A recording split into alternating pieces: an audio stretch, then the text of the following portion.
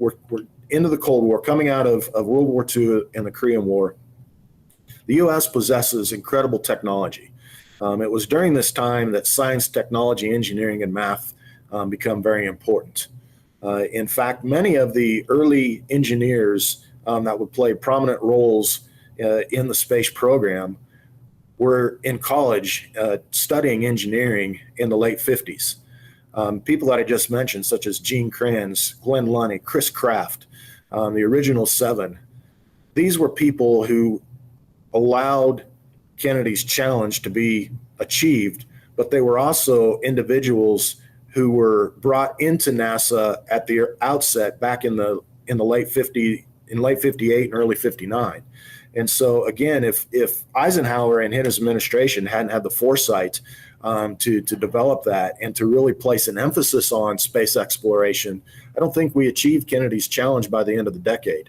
But because we did, I think Eisenhower and his administration and accomplishments get overshadowed. Yuri Gagarin became the first person in space in April of 1961.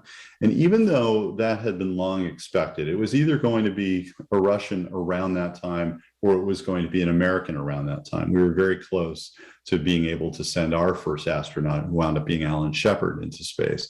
He followed Gagarin in fairly short succession, although it was not an orbital flight for Shepard. It was a suborbital flight, like the one that Jeff Bezos took. It went up, it came down, 15 minutes from start to finish, because our rockets weren't powerful enough to get somebody into orbit. Nonetheless, even though it had been anticipated for a while, the fact of it actually happening and the reaction in the United States and around the world made it clear to Kennedy that his months of delay were coming home to bite him in a very painful and powerful way.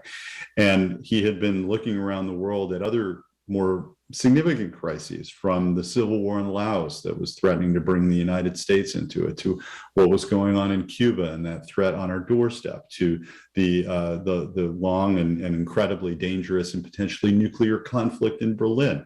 There were all these problems around the world, never mind what was happening domestically in the United States.